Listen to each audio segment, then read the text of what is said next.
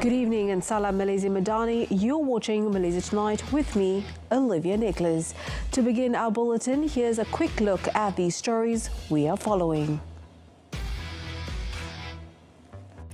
The Royal Malaysia Police PDRM has launched a high-level investigation into an alleged conspiracy to overthrow the government and sabotage national stability. The probe reportedly centres on a prominent local individual who allegedly to be working in collaboration with an international media agency to execute the plot. Inspector General of Police Dato Sri Muhammad Khalid Ismail confirmed the launch of the investigation in a media statement today. 7 individuals, including a Thai national woman, have been arrested following the shooting of a Proton X-70 driven by the commander of the Bukit Kayu Hitam Border Control and Protection Agency AKPS in the early hours 2 days ago. Kedah Police Chief Dato Adzli Abu Shah stated that among the 6 male suspects, 2 tested positive for gunshot residue GSR, indicating they had discharged a firearm. He explained that GSR particles typically cling to the hands and cheeks of suspects and were also found on a motorcycle key involved in the case.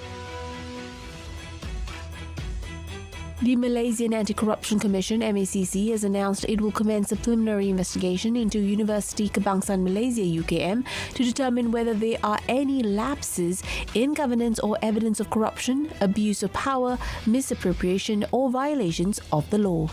The announcement follows findings in the National Audit Report highlighting financial mismanagement and governance issues at the university. The Special Investigative Committee, chaired by Attorney General Tan Sri Muhammad Dusuki Mokhtar, is in the final stages of completing its probe into allegations involving Malaysian Anti-Corruption Commission, MACC Chief Commissioner Tan Sri Azam Baki, and is expected to submit its report next week. Government spokesman Dato Fahmi Fadil said that the Cabinet would then examine the committee's findings and deliberate on subsequent action, including whether a Royal Commission of Inquiry should be established. He added that a separate allegation involving misuse of MACC for corporate benefit is also being investigated. A civil servant pleaded not guilty at the Kangar Sessions Court today to 5 counts of criminal breach of trust (CBT) involving more than 416,000 ringgit between 2020 and 2024.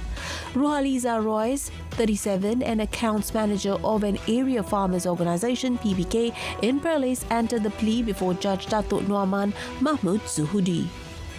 The court set 31st of March for mention for the submission of documents.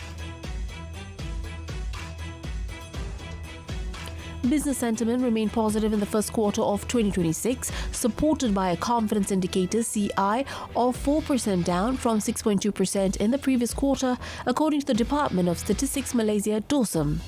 Chief Statistician Dato Sri Dr. Muhammad Uzair Mahidin said all sectors expected favourable business conditions in 1Q 2026.